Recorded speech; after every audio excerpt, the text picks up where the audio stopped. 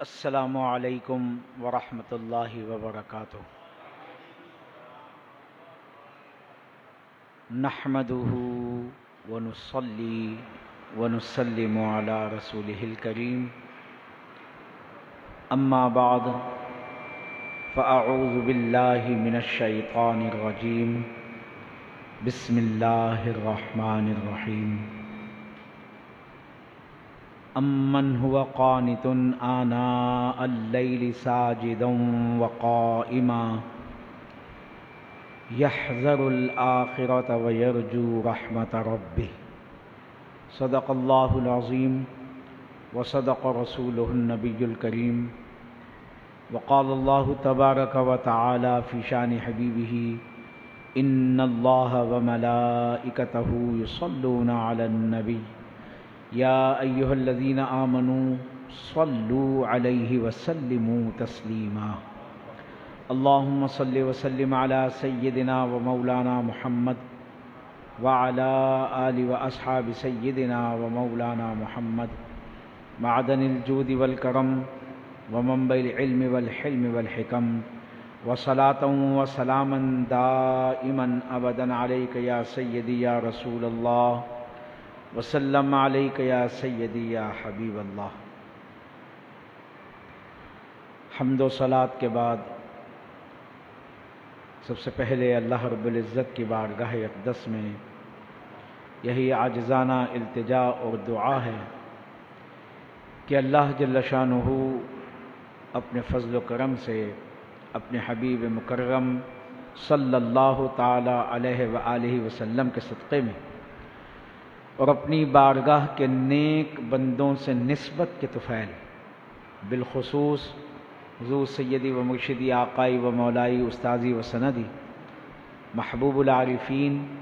حضرت قبلہ کعبہ الحاج الحافظ القاری ممتاز احمد رحمانی چشتی صابری نظامی قادری قلندری نور اللہ مرقدہ العزیز کے واسطے اور وسیلے سے اللہ کریم ہم گناہ گار بندوں کی اس ماہ ذوالحجہ شریف کی اس شب جمعۃ المبارک کی ان مبارک ساعتوں میں، اس بابرکت محفل میں، اس حلقہ ذکر میں، اپنے پاک گھر میں عاجزانہ حاضری کو منظور و مقبول فرمائے، اور ایسی منظور و مقبول فرمائے کہ اللہ کریم ہماری اس حاضری کی برکت سے نہ صرف ہماری بلکہ ہمارے والدین کریمین کی، ہمارے اہل و عیال، عزیز و اقارب، دوست، احباب اور جملہ اہل ایمان کی کامل اور حتمی بخشش و مغفرت فرما دے، آمین ثم آمین۔ عزیزان گرامی، ماہ ذوالحجہ شریف اپنی رحمتوں اور برکتوں کے ساتھ جاری ہے۔ آج اس کی 22ویں شب ہے، اور اسی ماہ ذوالحجہ شریف کی 18 تاریخ یوم شہادت عثمان غنی رضی اللہ تعالی عنہ ہے۔ تو اس مناسبت سے گزشتہ حلقہ جمعرات میں خلیفہ سوم جامع القرآن ناشر القرآن کامل الحیاء والایمان حضرت سیدنا عثمان بن عفان رضی اللہ تعالی عنہ کی شخصیت و سیرت اور ان کی شان و مناقب کے حوالے سے گفتگو کا آغاز کیا تھا، اور یہ عرض کیا تھا کہ انشاءاللہ الرحمن اسی سلسلہ تکلم کو آگے بڑھاتے ہوئے آج کی اس نشست میں کچھ مزید گفتگو کی سعادت حاصل کی جائے گی۔ تو ابتدائی واقعات، آپ کی ولادت، آپ کا شجرہ نسب، آپ کے قبولیت اسلام کا واقعہ، آپ کی ہجرت، آپ کی حضور نبی کریم صلی اللہ تعالی علیہ وآلہ وسلم کی 2 صاحبزادیوں کے ساتھ نکاح، اس حوالے سے گفتگو مکمل ہو چکی تھی، اور گزشتہ نشست میں قرآن مجید و فرقان حمید کی سورہ فتح کی آخری آیت مبارکہ کو سرنامہ کلام میں تلاوت کرنے کا شرف حاصل کیا تھا، اور آج کی اس نشست میں 23ویں سپارے سورۃ الزمر کی آیت مقدسہ کی تلاوت کرنے کا شرف حاصل کیا ہے۔ تو سب سے پہلے تو اس آیت مبارکہ کا آسان سا ترجمہ اور مفہوم سماعت فرما لیں، اور پھر اس آیت مبارکہ کو سرنامہ کلام میں کیوں تلاوت کرنے کا شرف حاصل کیا، اور صاحب تذکرہ امیر المومنین حضرت سیدنا عثمان غنی رضی اللہ تعالیٰ عنہ سے اس کا کیا تعلق ہے، اس کو سماعت فرما لیں۔ اللہ کریم نے ارشاد فرمایا، امن ہوا قانت آناء اللیل، کیا وہ جو شخص فرما بردار ہے آناء اللیل، رات کے اوقات میں، ساجداً وقائما، سجود کرتے ہوئے اور قیام کرتے ہوئے۔ امن ہوا قانت آناء اللیل ساجداً وقائما، اللہ کریم فرما رہا ہے وہ شخص جو اپنی رات کے اوقات میں اللہ تبارک و تعالیٰ کے حضور حاضر ہوتا ہے اور اپنی راتوں کو سجود و قیام میں گزارتا ہے۔ پھر فرمایا یحذر الآخرہ، یہ وہ شخص ہے جو آخرت کا خوف رکھتا ہے، آخرت سے ڈرتا ہے۔ ویرجو رحمت ربہ، اور وہ جو اپنے رب سے رحمت کی امید رکھتا ہے۔ تو اس آیت مبارکہ میں اللہ تبارک و تعالیٰ نے ایک ایسے شخص کا تذکرہ فرمایا کہ جس میں یہ 3 اوصاف پائے جاتے ہیں، کہ جو اپنی راتوں کو اللہ کے حضور سجود و قیام میں گزارتا ہے، جو اللہ سے ڈرتا رہتا ہے، اس کا آخرت کا خوف رکھتا ہے، آخرت کا سے ڈرتا ہے، اللہ کے حضور حاضر ہونے سے، کھڑا ہونے سے، اپنے اعمال کی جواب دہی سے ڈرتا ہے، اور ویرجو رحمت ربی، اور اپنے رب کی رحمت سے امید رکھتا ہے۔ تو بعض مفسرین اکرام ارحمہم اللہ علیہم اجمعین یہ ارشاد فرماتے ہیں کہ اس آیت مبارکہ میں جس شخص کا تذکرہ ہو رہا ہے اور جس شخص کے اوصاف حمیدہ کا بیان ہو رہا ہے، اس کی صفات بیان کی جا رہی ہیں، اس شخص سے مراد امیر المومنین حضرت سیدنا عثمان غنی رضی اللہ تعالیٰ عنہ، کہ اللہ کریم ان کی شان و عظمت بیان فرما رہا ہے کہ حضرت سیدنا عثمان غنی رضی اللہ تعالیٰ عنہ وہ ہیں کہ جن کی راتیں اللہ کے حضور عبادت و بندگی کرتے ہوئے گزرتی ہیں۔ کئی روایات میں ہے، خود آپ کی اہلیہ حضرت نائلہ رضی اللہ تعالیٰ عنہ فرماتی ہیں کہ اکثر آپ راتوں کو بیدار رہتے، اللہ کے حضور کھڑے ہو جاتے، نماز کی نیت باندھ لیتے اور 1 رکعت میں پورا قرآن ختم کر ڈالتے۔ اور پھر وَيَحْذَرُ الْآخِرَةَ، جو آخرت کا خوف رکھتا ہے، اور آخرت کی پہلی منزل قبر ہے۔ حضرت سیدنا عثمان غنی رضی اللہ تعالیٰ عنہ کو آخرت کا، قبر کا، قیامت کا کیسا خوف تھا۔ روایات میں ملتا ہے کہ جب حضرت سیدنا عثمان غنی رضی اللہ تعالیٰ عنہ کسی قبر پر حاضر ہوتے تو سخت گریہ وزاری فرماتے، اس قدر روتے کہ آپ کی داڑھی مبارک بھیگ جاتی، آنسوؤں سے تر ہو جاتی۔ احباب پوچھتے کہ اے عثمان، ہم دیکھتے ہیں کہ آپ جہنم کا ذکر ہو، جہنم کے عذابوں کا ذکر ہو، تب اتنا نہیں روتے، اتنی خشیت آپ پر طاری نہیں ہوتی کہ جتنی آپ قبرستان میں جب کسی قبر پر کھڑے ہوتے ہیں، وہاں حاضر ہوتے ہیں، تو آپ پر رقت و گریہ کی ایک عجیب کیفیت طاری ہوتی ہے، آپ کی داڑھی آنکھوں سے تر ہو جاتی ہے۔ تو آپ نے ارشاد فرمایا کہ یہ قبر آخرت کی پہلی منزل ہے، کہ اگر یہ قبر کی منزل درست ہو گئی، اس سے بیڑا پار ہو گیا، تو پھر آخرت کی تمام منازل درست ہو جائیں گی۔ تو میں ڈرتا ہوں کہ اللہ تبارک و تعالیٰ میری اس قبر کی منزل کو آسان کر دے، قبر کے عذاب سے محفوظ فرما لے۔ اور وَيَرْجُو رحمت ربِّهِ، اور وہ اپنے رب کی رحمت سے کیسی امید رکھتے ہیں کہ جب جب اللہ کے حبیب صلی اللہ تعالی علیہ وآلہ وسلم نے مسلمانوں کو،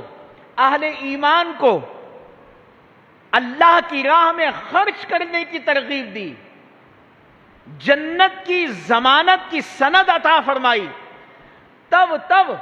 سر فہرست جن صحابہ اکرام نے اپنا مال جی کھول کر خرچ کیا اور بارگاہ رسالت مآب صلی اللہ علیہ وسلم میں پیش فرمایا، ان میں نمایاں نام امیر المومنین حضرت سیدنا عثمان غنی رضی اللہ تعالیٰ عنہ کا ہے۔ آپ سب جانتے ہیں کہ جب ہجرت مدینہ کے بعد حضرت سیدنا عثمان غنی رضی اللہ تعالیٰ عنہ مدینہ منورہ تشریف لائے، نبی کریم صلی اللہ علیہ وسلم اور آپ کے ساتھ دیگر مسلمان، تو یہاں پانی کی شدید قلت تھی،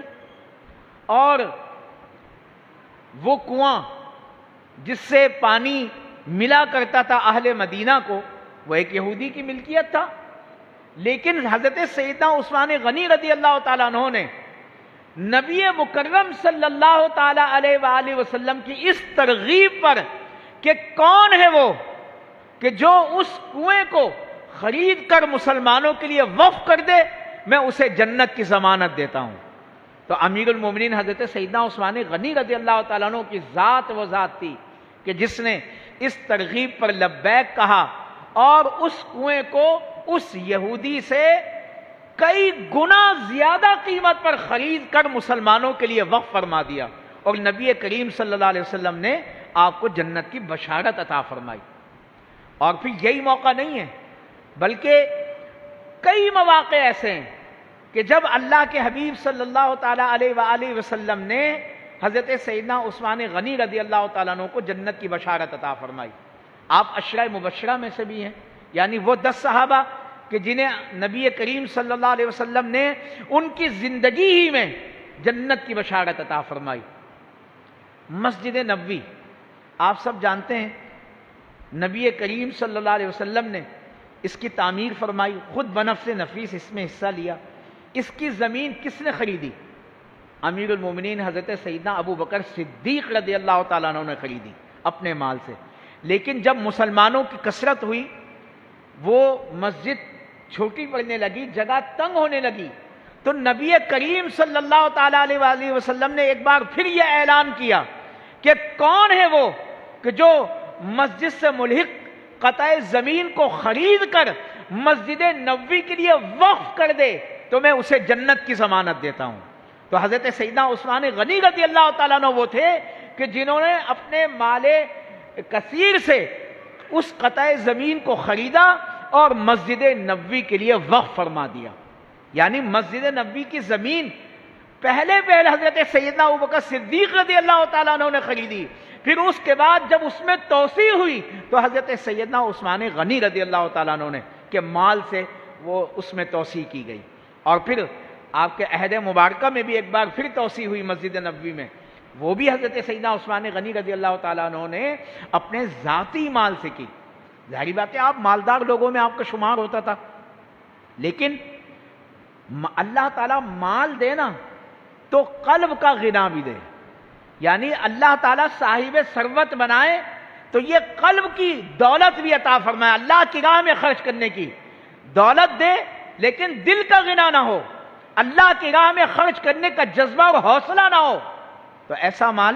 پھر کام نہیں آتا۔ دنیا میں اس کا فائدہ حاصل کیا جا سکتا ہے لیکن اس مال سے آخرت نہیں کمائی جاتی،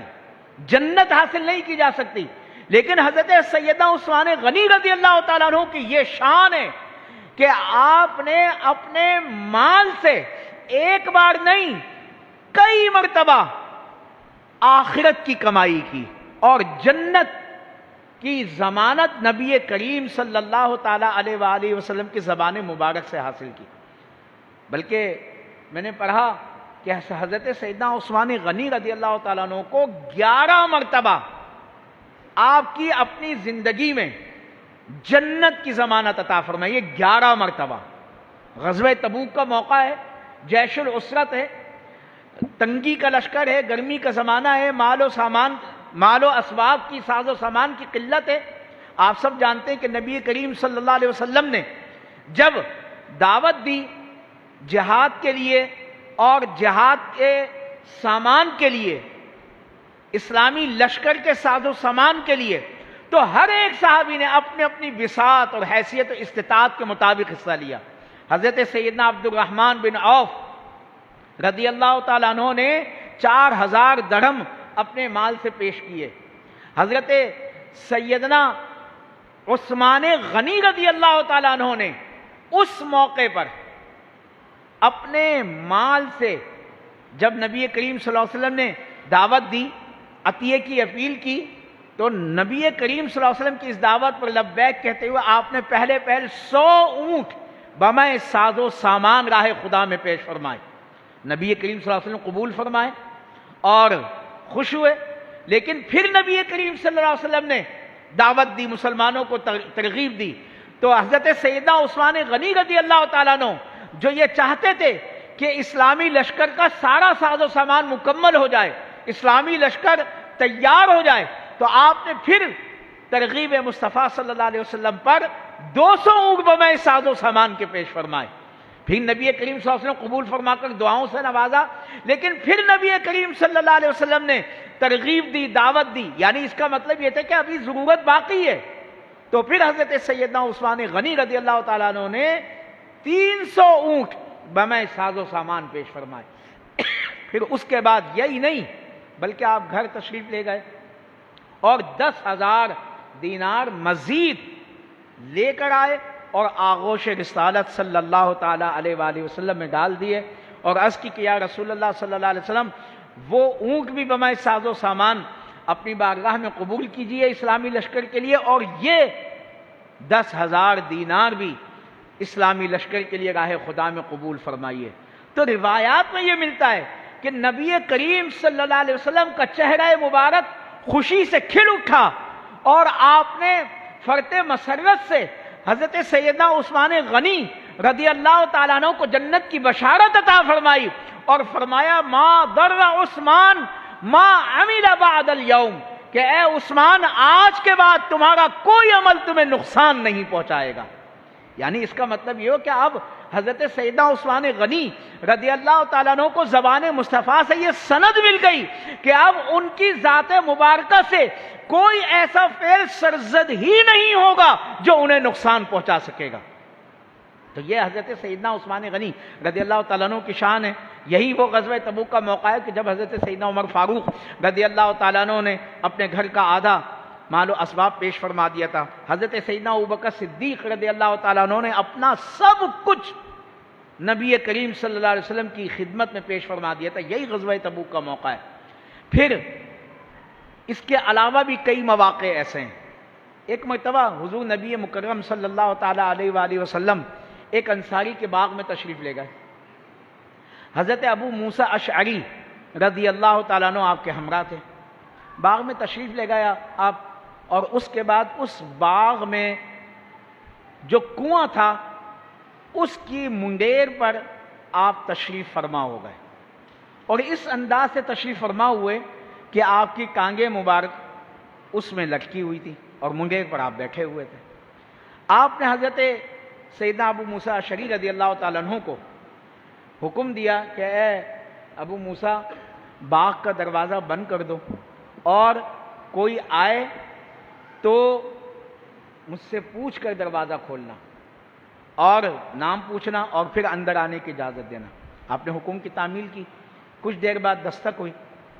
پوچھا گیا کون؟ بتایا گیا ابو بکر۔ آپ نے حضرت ابو موسیٰ رضی اللہ تعالیٰ عنہ نے نبی کریم صلی اللہ علیہ وسلم کی بارگاہ میں عرض کی کہ ابو بکر تشریف لائیں۔ آپ نے فرمایا دروازہ کھول دو، انہیں اندر آنے دو اور انہیں جنت کی بشارت دو۔ حضرت ابوبکر صدیق رضی اللہ تعالیٰ عنہ اندر تشریف لے آئے، اور نبی کریم صلی اللہ علیہ وسلم کے ساتھ تشریف فرما ہو گئے، اسی انداز میں جس انداز میں حضور نبی مکرم صلی اللہ علیہ وسلم تشریف فرما تھے۔ کچھ دیر بعد پھر دستک ہوئی۔ حضرت ابو موسیٰ اشعری رضی اللہ عنہ نے پوچھا کون؟ بتایا گیا کہ عمر۔ انہوں نے بارگاہ رسالت محمد صلی اللہ علیہ وسلم میں عرض کی کہ یا رسول اللہ عمر تشریف لائیں۔ آپ نے فرمایا دروازہ کھول دو اور انہیں بھی جنت کی بشارت دو۔ وہ اندر تشریف لے آئے اور وہ حضور اکرم صلی اللہ علیہ وسلم کے بائیں جانب، حضرت بکر صدیق رضی اللہ تعالیٰ عنہ دائیں جانب تشریف فرما ہوئے اور حضرت عمر فاروق رضی اللہ تعالیٰ عنہ بائیں جانب تشریف فرما ہوئے، اسی کنویں کی منگیر پر اسی انداز میں۔ کچھ دیر بعد پھر دستک ہوئی، پوچھا گیا کون؟ بتایا گیا عثمان۔ اب دیکھیے ترتیب دیکھیے آپ، یعنی یہ خلافت راشدہ کی بھی ترتیب ہے اس واقعے میں، اور نبی کریم صلی اللہ علیہ وسلم ان خلفائے راشدین کو جنت کی بشارت بھی عطا فرما رہے ہیں۔ بتایا گیا عثمان۔ حضرت ابو موسیٰ رضی اللہ تعالیٰ عنہ نے عرض کیا رسول اللہ عثمان تشریف لائیں۔ آپ نے فرمایا دروازہ کھول دو اور انہیں بھی جنت کی بشارت دو اس مصیبت پر جو انہیں پہنچے گی۔ چنانچہ انہیں بھی بشارت دی گئی۔ اب حضرت سیدنا عثمان غنی رضی اللہ تعالیٰ عنہ تشریف لائے تو اب نبی کریم صلی اللہ علیہ وسلم تشریف فرماتے، دائیں بائیں حضرت سیدنا ابوبکر صدیق رضی اللہ تعالیٰ عنہ، حضرت سیدنا عمر فاروق رضی اللہ تعالیٰ عنہ تشریف فرماتے، تو حضرت سیدنا عثمان غنی رضی اللہ تعالیٰ عنہ بالکل نبی کریم صلی اللہ علیہ وسلم کے بالمقابل تشریف فرما ہو گئے، بالکل سامنے اسی کنویں میں، اسی منگے پر، اسی انداز میں۔ تو عرض کرنے کا مقصد یہ کہ یہ واقعہ بھی دلالت کر رہا ہے کہ اللہ کے حبیب صلی اللہ تعالیٰ علیہ وآلہ وسلم نے حضرت سیدنا عثمان غنی رضی اللہ تعالیٰ عنہ کو جنت کی بشارت عطا فرمائی۔ پھر ایک مرتبہ نبی کریم صلی اللہ علیہ وسلم صحابہ اکرام رضوان اللہ تعالیٰ علیہم اجمعین کی مجلس میں تشریف فرما تھے، آپ نے ارشاد فرمایا، فتنوں کا ذکر فرمایا، فتنوں کا ذکر فرمایا اور فرمایا کہ ان قریب فتنے تیزی کے ساتھ آنے والے، فتنوں کا وقت قریب ہے۔ تو اتنے میں دور سے ایک شخص گزرا، چہرہ نظر نہیں آ رہا تھا، آپ نے اس کی طرف اشارہ کر کے فرمایا کہ اس وقت، اس فتنوں کے وقت میں یہ شخص ہدایت پر ہوگا۔ تو صحابہ اکرام سے ایک صحابی اٹھے گئے، دیکھیں کہ یہ کون شخص ہے کہ جس کے بارے میں نبی کریم صلی اللہ علیہ وسلم یہ بشارت دے رہے ہیں کہ فتنوں کا وقت قریب ہے اور جب فتنے پیدا ہوں گے تو اس وقت یہ شخص ہدایت پر ہوگا۔ وہ صحابی گئے، دیکھا تو وہ حضرت سیدنا عثمان غنی رضی اللہ تعالیٰ عنہ ہوتے۔ روایت میں ملتا ہے انہوں نے حضور اکرم صلی اللہ علیہ وسلم کی طرف اشارہ کر کے پوچھا، ان کا چہرہ دکھایا کہ یہ عثمان؟ آپ نے ارشاد فرمایا کہ ہاں، کہ یہ شخص جو ہے اس وقت ہدایت پر ہوگا۔ اور تو کیسی ہدایت پر تھے؟ واقعات یہ بتاتے ہیں، اپنی گفتگو کو سمیٹتا ہوں، واقعات تو بہت سارے ہیں کہ حضرت سیدنا عثمان غنی رضی اللہ تعالیٰ عنہ کے فضائل و مناقب کے۔ جب حضرت سیدنا عمر فاروق رضی اللہ تعالیٰ عنہ کا وصال ہوا، وصال کا وقت قریب آیا، تو آپ نے ایک 6 رکنی کمیٹی بنا دی تھی، مجلس شورا بنا دی کہ ان کو یہ اختیار دیا کہ تم لوگ اپنے مشورے سے، صحابہ اکرام رضوان اللہ تعالیٰ علیہ مجمعین کے مشورے سے اپنے میں سے خلیفہ منتخب کر لینا۔ اس میں عشرہ مبشرہ شامل تھے، بدری صحابہ شامل تھے، حضرت عثمان بھی اس کمیٹی کا حصہ تھے، حضرت علی تھے، حضرت زبیر تھے، حضرت طلحہ تھے، حضرت سعد بن ابی وقاص رضی اللہ تعالیٰ عنہم تھے۔ خلاصہ کلام یہ کہ سب کی اتفاق رائے سے حضرت سیدنا عثمان غنی رضی اللہ تعالیٰ عنہ خلیفہ ثالث منتخب ہوئے اور مسند خلافت پر فائز ہوئے۔ دیگر صحابہ اکرام رضوان اللہ تعالیٰ علیہم اجمعین نے بھی اور مولا کائنات شیر خدا حضرت علی المرتضیٰ کرم اللہ وجہہ نے بھی آپ کے دست مبارک پر بیعت فرمائی، آپ کی خلافت کو تسلیم کیا۔ بلکہ جو مشورہ ہوا اس میں مولا کائنات شیر خدا حضرت علی المرتضیٰ کرم اللہ وجہہ نے خود حضرت سیدنا عثمان غنی رضی اللہ تعالیٰ عنہ کا نام پیش کیا تھا کہ میری رائے میں عثمان غنی سے زیادہ موزوں شخص اس منصب کے لیے کوئی نہیں ہے۔ حضرت سیدنا عثمان غنی رضی اللہ تعالیٰ عنہ مسند خلافت پر فائز ہوئے تو کس شان سے حکومت فرمائی آپ نے کہ وہ جو عروج، جو کمال، جو سلطنت، اسلامی سلطنت کی وسعت حضرت سیدنا عمر فاروق رضی اللہ تعالیٰ عنہ کے عہد میں شروع ہوئی تھی، جو فتوحات کا سلسلہ حضرت سیدنا عمر فاروق رضی اللہ تعالیٰ عنہ کے عہد میں شروع ہوا تھا، وہ جاری و ساری رہا۔ اور حضرت سیدنا عمر فاروق رضی اللہ تعالیٰ عنہ کے عہد میں 22 لاکھ مربع میل پر اسلامی سلطنت پھیلی ہوئی تھی۔ تو حضرت سیدنا عثمان غنی رضی اللہ تعالیٰ عنہ کے عہد میں جو کم و بیش 12 سال کا عرصہ ہے، 18 ذوالحجہ سن 35 ہجری آپ کا یوم شہادت ہے، 12 سال کے اس طویل عرصے میں اسلامی سلطنت کا جو دائرہ ہے وہ 22 لاکھ مربع میل سے بڑھ کر اس کا دگنا ہو گیا، یعنی 44 لاکھ مربع میل تک اسلامی سلطنت کا دائرہ وسیع ہوا حضرت سیدنا عثمان غنی رضی اللہ تعالیٰ عنہ کے عہد میں۔ بہت ساری اصلاحات ہوئیں، بلکہ یہ جو ہمارا وسط ایشیا کا علاقہ، سینٹرل ایشیا، یہ روس، رشیا کی جتنی ریاستیں، قازقستان، ترکمانستان یا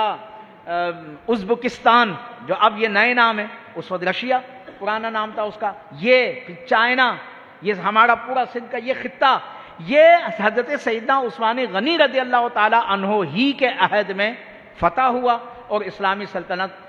کا دائرہ یہاں تک وسیع ہوا۔ بلکہ یہاں تک ملتا ہے کہ حضرت سیدنا عثمان غنی رضی اللہ تعالیٰ عنہ کے ایک صاحبزادے اور حضرت سیدنا عبداللہ بن عباس رضی اللہ تعالیٰ عنہ کے ایک بھائی بھی اسلامی لشکر کی امارت کرتے ہوئے، سپہ سالاری کرتے ہوئے یہاں جہاد میں تشریف لائے، یہاں جنگیں کی اور پھر یہیں شہید ہوئے، اور سمرقند میں ان کے مزارات ہیں۔ تو یہ حضرت سیدنا عثمان غنی۔ پھر سب سے بڑا کارنامہ آپ کا وہ کیا ہے؟ وہ پوری مملکت اسلامیہ کو، اسلامی سلطنت کو، عالم اسلام کو ایک قرات قریش پر متفق کرنا ہے کہ جب اسلامی سلطنت کا دائرہ وسیع ہوا،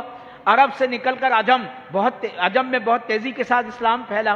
تو قرآن جو عربی زبان میں نازل ہوا، عرب کی زبان عربی تھی،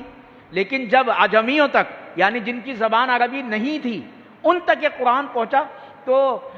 قرات میں اختلاف ہونے لگا۔ تو حضرت سیدنا عثمان غنی رضی اللہ تعالیٰ عنہ نے اس مصحف صدیقی کے مطابق جو حضرت سیدنا ابوبکر صدیق رضی اللہ تعالیٰ عنہ نے اپنے عہد میں جمع فرمایا تھا، اس کے مطابق جو حضرت ام المومنین سیدہ حفصہ رضی اللہ تعالیٰ عنہ کے پاس محفوظ تھا، حضرت سیدہ حفصہ رضی اللہ تعالیٰ عنہ سے منگوا کر وہ مصحف صدیقی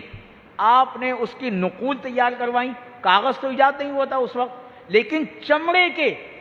اس پر کھدوا کر پورا قرآن لکھوایا، اس کو کتابی شکل دی، اور پھر اس نسخے کے 7 نسخے کروائے۔ 7 اس وقت اسلامی سلطنت کے 7 صوبے تھے، دمشق تھا، یہ علاقہ تھا، اور دیگر مصر تھا، عراق تھا، بصرہ تھا، یہ سارے علاقے، جس میں پھر آپ نے وہ قرآنی نسخے بھجوائے اور پھر باقی ساری نسخوں کو تلخ فرما دیا، اور ایک قرات قریش پر پورے عالم اسلام کو جمع فرما دیا، جس کی وجہ سے آپ کو جامع القرآن کہا جاتا ہے، ناشر القرآن کہا جاتا ہے۔ تو یہ امت محمدیہ صلی اللہ علیہ وسلم پر حضرت سیدنا عثمان غنی رضی اللہ تعالیٰ عنہ کا بہت بڑا احسان ہے کہ انہوں نے اختلاف امت سے بچایا، امت کو اختلاف سے بچایا اور قرآن پر جمع فرمایا۔ اور پھر آخری کلمات اپنی گفتگو کو مکمل کرتا ہوں، ورنہ واقعات تو بہت سارے ہوتے ہیں، لیکن یہ 20-25 منٹ آدھے گھنٹے میں ممکن نہیں ہوتا کہ تفصیلی گفتگو ہو، لیکن صرف حصول برکت کے لیے اور اپنے اور آپ کے ایمان کی تازگی کے لیے چند باتیں پیش کی جاتی ہیں۔ آپ کی جو شہادت ہے نا، وہ بھی ایک سبق ہے پوری ملت اسلامیہ کے لیے۔ آپ سب جانتے ہیں، تفصیل میں جائے بغیر، آپ کو بلوائیوں نے آپ کے گھر کو محاصرہ کر لیا اور آپ اپنے گھر میں محصور ہو گئے۔ 40 دن کم نہیں ہوتے۔ شہدائے کربلا کے واقعات بیان کیے جاتے ہیں محرم الحرام میں بڑے، اور پھر حضرت سیدنا امام عالی مقام حضرت سیدنا امام حسین رضی اللہ تعالیٰ عنہ کی شہادت، ان کی مظلومیت، ان کی بھوک، ان کی پیاس بیان کی جاتی ہے، لیکن اس کی بنیاد یہاں پڑی حضرت سیدنا عثمان غنی رضی اللہ تعالیٰ عنہ کی شہادت سے۔ اور یہاں 1-2 دن نہیں، 3 دن، ہفتہ نہیں، 7 دن نہیں، 3 دن نہیں، پورے 40 دن حضرت سیدنا عثمان غنی رضی اللہ تعالیٰ عنہ کے گھر میں نہ کھانا پہنچایا گیا، نہ پانی پہنچایا گیا۔ صحابہ کرام رضوان اللہ تعالیٰ علیہ مجمعین، حضرت علی بھی موجود تھے، حسنین کریمین بھی موجود تھے، دیگر اجلہ صحابہ کرام بھی موجود تھے۔ انہوں نے حضرت سیدنا عثمان غنی رضی اللہ تعالیٰ عنہ سے اجازت چاہی، آپ حکم دیں، صرف اجازت دیں کہ ہم ان محصورین کا، جنہوں نے حصار کیا ہوا ہے، آپ کو گھیرا ہوا ہے، آپ کے گھر کو، ہم ان کا محاصرہ ختم کر دیں، ان کو مار ڈالیں، یہ مکھی بھر لوگ ہیں۔ لیکن حضرت سیدنا عثمان غنی رضی اللہ تعالیٰ عنہ نے کیا جواب دیا؟ فرمایا کہ میں اپنی ذات کی خاطر مدینہ میں خون ریزی نہیں چاہتا، میں اپنی ذات کی خاطر مدینہ منورہ میں مسلمانوں کے مابین فساد نہیں چاہتا، جنگ نہیں چاہتا، یہ میری جان کے دشمن ہیں، میرے خون کے پیاسے ہیں، ٹھیک ہے میری جان لے لیں، مجھے شہید کر دیں، میں شہید ہونا پسند کروں گا، لیکن اللہ کے حبیب کے شہر میں خون بہانا، قتل و غارت گری کرنا پسند نہیں کروں گا۔ تو صحابہ اکرام ان کے اس حکم کی تعمیل میں مجبور رہے، اور پھر اسی محصوری کے عالم میں، بھوک، شدید بھوک اور پیاس کے عالم میں 40 کہتے ہیں، بلکہ دن میں تو آپ روزہ رکھا کرتے تھے، اور جب آخری رات تھی، آخری دن تھا، اس دن تو نبی کریم صلی اللہ علیہ وسلم کی زیارت آپ کو ہوئی، اور نبی کریم صلی اللہ علیہ وسلم نے پوچھا کہ اے عثمان، اگر تم چاہو تمہیں ان کے خلاف تمہاری مدد کروں، اور اگر تم چاہو تو میرے پاس جنت میں آ کر روزہ افطار کرو۔ تو آپ نے فرمایا، عرض کیا کہ یا رسول اللہ صلی اللہ علیہ وسلم، میں آپ کے ساتھ جنت میں روزہ افطار کرنا چاہتا ہوں۔ بس وہی آخری دن، آخری رات تھی آپ کی، کہ پھر بلوائیوں نے گھر کے پیچھے سے گھر میں داخل ہو کر آپ کو شہید کیا۔ شہادت کے بعد آپ قرآن کی تلاوت فرما رہے تھے، آپ کا خون مبارک قرآن کے اوراق پر گرا۔ فَسَيَكْفِيكَهُمُ اللَّهُ وَهُوَ السَّمِيعُ الْعَلِيمُ، یہ آیت مبارکہ روایت میں ملتی ہے کہ آپ اس آیت مبارکہ کی تلاوت فرما رہے تھے، یہ صفحہ کھلا ہوا تھا، آیت کھلی ہوئی تھی، اور اس پر آپ کے خون مبارک کے چھینکے جو ہے وہ گرے کہ اللہ تعالیٰ ہی ان کے لیے کافی ہے۔ تو یوں آپ شہید مدینہ ہوئے، اور مظلوم مدینہ بن کر، اور اللہ کے حبیب کریم صلی اللہ علیہ وسلم کی اس بشارت کے مصداق بن کر، کہ نبی کریم صلی اللہ علیہ وسلم نے یہ بشارت دی تھی کہ اے عثمان، لوگ تمہاری قمیض چھیننا چاہیں گے، تمہارا لباس اتارنا چاہیں گے، لیکن تم اپنی قمیض نہ دینا، اپنا لباس نہ اتارنا۔ تو حضرت سیدنا عثمان غنی رضی اللہ تعالیٰ عنہ کے لیے وہ لباس، وہ قمیض خلافت تھی، کہ جب نبی کریم صلی اللہ علیہ وسلم نے جس سے منع فرما دیا، آپ کو پتا تھا، آپ خود فرماتے تھے کہ مجھے تو میرے آقا نے شہادت کی بشارت دی ہے، تو میں تمہارا شہید ہی کیا جاؤں گا، تو میں اپنی ذات کی خاطر جو ہے مسلمانوں میں خون ریزی کیوں کرواؤں، فتنہ و فساد کیوں کرواؤں، جنگ کیوں کرواؤں۔ تو مختصر یہ کہ حضرت سیدنا عثمان غنی رضی اللہ تعالیٰ عنہ کی حیات مبارکہ ہو یا آپ کی شہادت مبارکہ ہو، وہ پوری کی پوری ملت اسلامیہ کے لیے، عالم اسلام کے مسلمانوں کے لیے ایک سبق ہے۔ اور جب قیامت واقع ہوگی نا، اور حضرت سیدنا عثمان غنی رضی اللہ تعالیٰ عنہ جنت میں داخل ہوں گے، تو حضور نبی کریم صلی اللہ علیہ وسلم کا ارشاد ملتا ہے کہ جب حضرت سیدنا عثمان غنی رضی اللہ تعالیٰ عنہ جنت میں داخل ہوں گے تو چاروں جانب چراغاں ہو جائے گا، روشنی روشنی ہو جائے گی، نور ہی نور ہو جائے گا، اور حضرت سیدنا عثمان غنی رضی اللہ تعالیٰ عنہ کو دولہا بنایا جائے گا۔ اور حضور نے فرمایا کہ ہر نبی کا کوئی رفیق ہوتا ہے، ساتھی ہوتا ہے، دوست ہوتا ہے، اور جنت میں میرے رفیق عثمان ہیں۔ اور حضرت سیدنا عثمان غنی رضی اللہ تعالیٰ عنہ وہ ہستی ہیں کہ روز قیامت اللہ تبارک و تعالیٰ آپ کی شفاعت سے 70,000 ایسے جہنمیوں کو دوزخ سے، اس کے عذابوں سے نجات عطا فرما کر جنت میں داخل فرمائے گا کہ جن پر جہنم واجب ہو چکا ہوگا۔ تو یہ حضرت سیدنا عثمان غنی رضی اللہ تعالیٰ عنہ کی شان ہے۔ اللہ تبارک و تعالیٰ سے التجا اور دعا ہے کہ اللہ تبارک و تعالیٰ ہمیں حضرت سیدنا عثمان غنی رضی اللہ تعالیٰ عنہ کی سچی محبت و عظمت اور ادب عطا فرمائے، اور آپ کے مقامات و مدارج بلند سے بلند ترین فرمائے۔ آپ نے جو خدمات انجام دیں، اپنے مال سے، اپنی جان سے، اپنی شہادت سے جو ملت اسلامیہ کے لیے قربانیاں دیں، اللہ تعالیٰ ان کو بھی اپنی بارگاہ میں قبول فرمائے، اور ہمیں آپ کے نقش قدم کی پیروی کرنے کی توفیق عطا فرمائے۔ آمین ثم آمین۔ وما توفیق الا باللہ وما علینا الا البلاغ المبین۔ والسلام علیکم ورحمۃ اللہ وبرکاتہ۔